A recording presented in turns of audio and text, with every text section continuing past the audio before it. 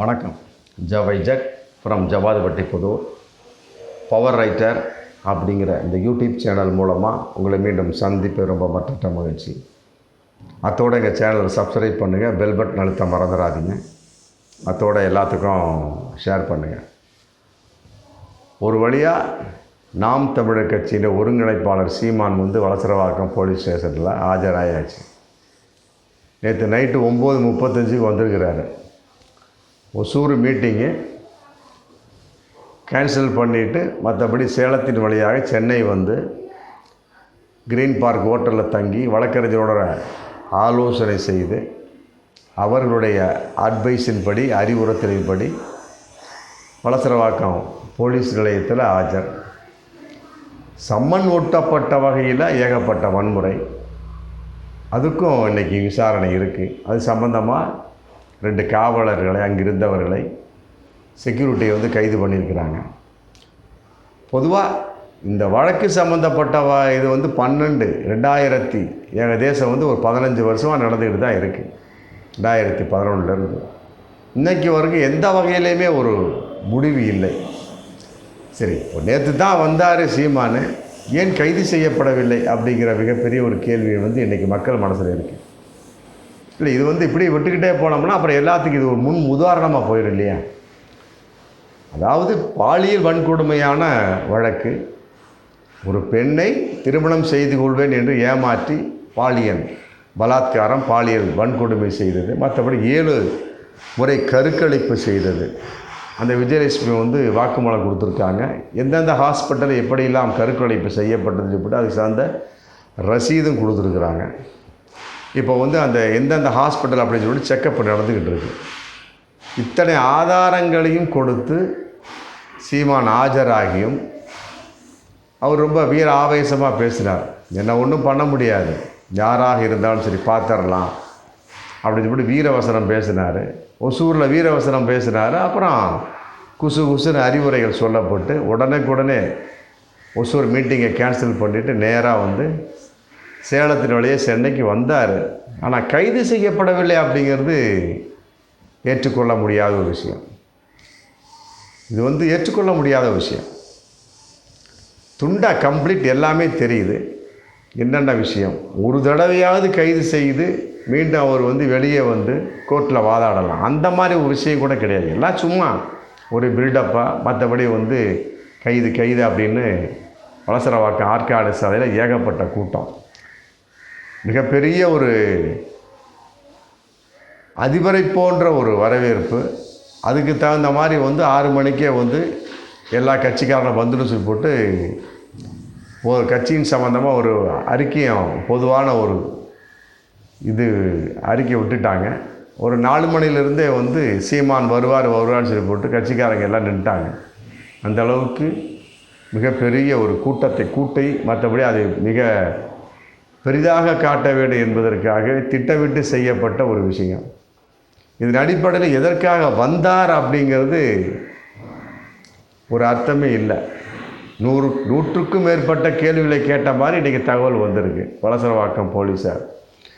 அதாவது நடிகை விஜயலட்சுமிக்கும் உங்களுக்கும் என்ன தொடர்பு, இருவரும் கோவிலில் மாலை மாற்றிக்கொண்டு திருமணம் செய்தது உண்மையா, மற்றபடி 2 பேரும் கணவன் மனைவியாக ஒரே வீட்டில் வசித்தது உண்மையா, 7 முறை கருக்கலைப்பு செய்தது உண்மையா, மற்றபடி மாதம் 50,000 கொடுத்தது உண்மையா, எதற்காக பணம் கொடுத்தீர்கள், அப்புறம் இருவரும் கணவன் மனைவி போல் வாழ்ந்து விஜயலட்சுமியுடைய தாயார் முன்னால் கேக்கு வெட்டி கொண்டாடி வைக்கிறீங்க. அதுக்கு தகுந்த ஃபோட்டோ ஆதாரத்தை காமிச்சிருக்காங்க. அந்த ஃபோட்டோவில் இருப்பது நீங்களா, உண்மையா, மற்றபடி மதுரையில் ஹோட்டலில் தங்கி விஜயலட்சுமி நீங்களும் அடிக்கடி தங்கி இருந்திருக்கிறீங்க, அதுக்கு உண்டான பில்லு ரசீது அதையும் காட்டியிருக்காங்க போலீஸார். இவையெல்லாம் உண்மையா, மற்றபடி போன வாரம் ஒரு சமாதானத்துக்காக ஒரு ஆளை அமைச்சிருக்கிறார் விஜயலட்சுமிகிட்ட, அது உண்மையா, 2வது செப்டம்பர் 15, 2023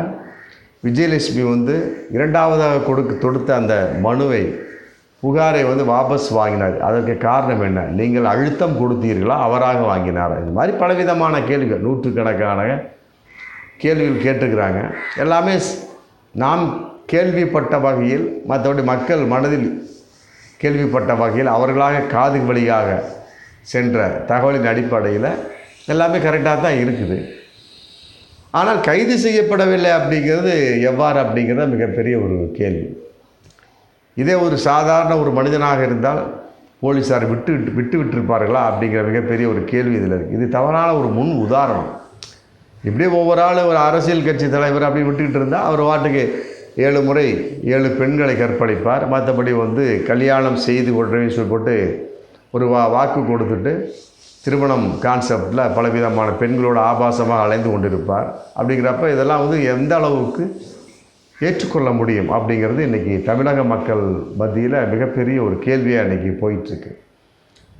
அதாவது ஃபஸ்ட்டு சொன்ன வகையில் அதிமுக ஆட்சி இருந்த கான்செப்டில் அன்னைக்கு 2011 விஜயலட்சுமி மனு கொடுத்த வகையில் அன்றைக்கி அதிமுக காரணம் அப்படின்னாங்க.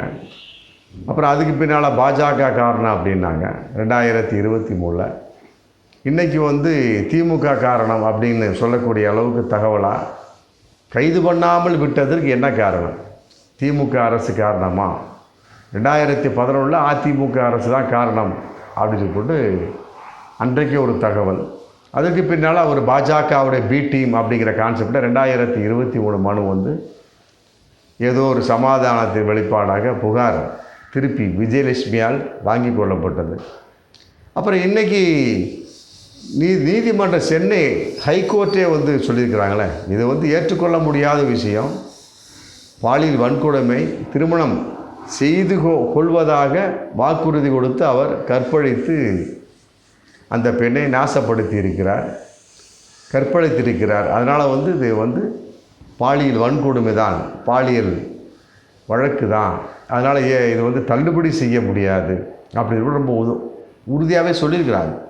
அப்படி இருக்கக்கூடிய சமயத்தில் மீண்டும் மீண்டும் ஆஜராகிட்டு தான் இருக்கிறார் சீமான். ஆனால் இன்று வரை இந்த வழக்கு சம்பந்தமாக ஒரு தடவையாவது கைது செய்யப்பட்டார் அப்படின்னா இல்லை. திமுக கழகத்தினுடைய ஒரு வெளிப்பாடு அப்படிங்கிற ஒரு கேள்வி வைத்தாலுமே கூட கூட்டணி அப்படிங்கிற ஒரு அந்த விஷயம் கூட கிடையாது. அன்றைக்கி அறிவாலயத்தில் கூட மு.க. ஸ்டாலின் ரொம்ப வேகமாகவும் ஆத்திரமாக பேசிட்டார். அவன் கிடக்கிறான் போன்னு கூட மரியாதையாகவே பேசிட்டார், மரியாதை குறைவாகவே பேசிட்டார். அதன் அடிப்படையில் வேறு விதமாக பார்க்கக்கூடிய சூழல் என்ன இருக்குது? ஒன்றுமே கிடையாது. அதாவது அவனை வளரவிடக்கூடாது அப்படிங்கிற ஒரு விஷயத்தில் மு.க. ஸ்டாலின் பேசினாரா, அல்லது வரும் 2026 சட்டமன்ற தேர்தல் அடிப்படையில் வளர்ந்து விடுவார், மற்றபடி ஏதோ ஒரு வகையில் ஜெயித்து விட வாய்ப்பு இருக்குது அப்படிங்கிற திமுக பயம் காரணமாக ஒன்றுமே புரியல. ஆனால் நேற்று வலசரவாக்கம் போலீஸ் ஸ்டேஷனில் சீமான் ஆஜராயிட்டார். ஆமாம், என்னால் முடியாது, நான் வரமாட்டேன், உங்களால் முடிந்து செய்து கொள்ளுங்கள் அப்படின்னு உதாறு விட்டால் ஆஜராயிட்டார். ஆனால் அரெஸ்ட் ஏன் செய்யவில்லை அப்படிங்கிறது இன்றைக்கி மிகப்பெரிய ஒரு கேள்விக்குறியாக போயிட்டுருக்கு. அதனால் இது மிகப்பெரிய ஒரு தவறான முன் உதாரணமாக ஆகிவிடுமோ அப்படிங்கிற மிகப்பெரிய ஒரு தகவலும் அதோடு போயிட்டுருக்கு. அதனால் வரும் காலங்களில் என்ன நடவடிக்கை எடுக்க முடியும் அப்படிங்கிறது ஆமாம் கோர்ட்டார் மற்றபடி போலீஸாருக்கு வெளிச்சம் இருந்தாலுமே கூட 12 வாரத்துக்குள்ள தகவல் கொடுக்கணுமே. சென்னை ஹைகோர்ட்டுக்கு 12 வாரத்து அறிக்கை போலீஸார் வலசரவாக்கம் போலீஸார் தாக்கல் செய்ய வேண்டும். என்ன செய்ய போகிறாங்க? 100க்கும் மேற்பட்ட கேள்வியை கேட்டாங்க. அதில் சீமான் பதில் வச்சுருக்கு. அதை அப்படியே கட்டி அப்படி கொடுக்க போகிறார்களா, இல்லை உட்காந்து ஏதாவது ஒரு வகையில் சீமானை வற்புறுத்தி பதில் சொல்ல வைத்து அதன் அடிப்படையில் வேறு ஏதாவது நடவடிக்கை எடுக்க போகிறார்களா அப்படிங்கிறது வரும் காலங்களில் தான் தெரியும். ஆனால் ஒன்று மட்டும் உறுதி, நேற்று வந்த சீமானை கைது செய்யாமல் விட்டது மிகப்பெரிய தவறான ஒரு முன் உதாரணம் என்பது எல்லாரும் மனதிலும் இன்றைக்கு தமிழகம் முழுவதும் இருந்து கொண்டிருக்கிறது. மிகப்பெரிய ஒரு தகவலாகவும் போயிட்டுருக்கிறது. ஆனால் அதன் அடிப்படையில் பார்க்கின்ற பொழுது சீமான் கைது செய்யப்படாமல் விட்டிருப்பது ஏற்றுக்கொள்ள முடியாத ஒரு மிகப்பெரிய குற்றமாகத்தான் நாம் பார்க்கக்கூடிய விஷயம். பார்ப்போம் மீண்டும் அடுத்த வீடியோ. நன்றி.